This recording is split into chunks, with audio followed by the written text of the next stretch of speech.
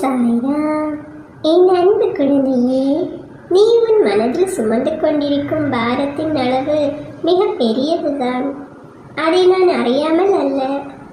குடும்பத்திற்காக நீ படும் வலியும் வேதனையும் கண்ணீரையும் நான் பார்த்து கொண்டுதான் இருக்கின்றேன்.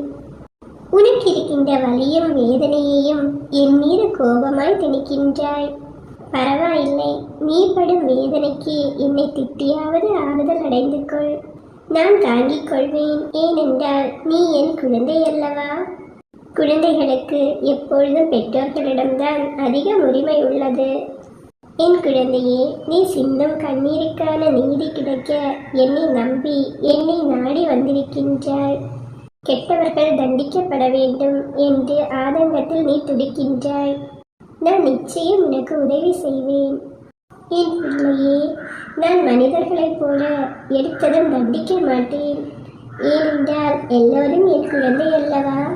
அதற்காக குற்றங்கள் செய்பவர்களை பார்த்து கொண்டு நான் சும்மா இருக்கவும் மாட்டேன்.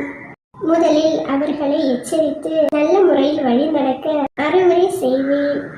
அது நடக்கவில்லை என்றால் நிச்சயம் தண்டனையும் அளிப்பேன்.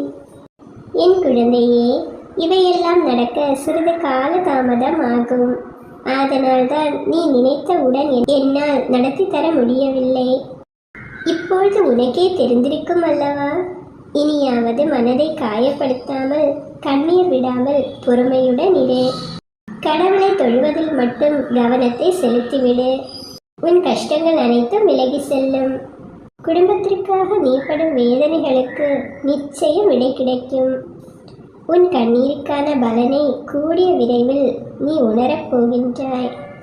என் குழந்தையே, நான் எப்பொழுதும் உன்னுடனே தான் இருக்கின்றேன். உன்னுடன் இருந்தும் உன் வலிகளையும் வேதனைகளையும் காணாமல் அல்ல. அதற்கான சந்தர்ப்பத்திற்காகத்தான் காத்திருந்தேன். கூடிய விரைவில் எல்லாம் சரியாகிவிடும். நீ கவலை கொள்ளாதே. நான் உன்னுடனே எப்பொழுதும் இருப்பேன்.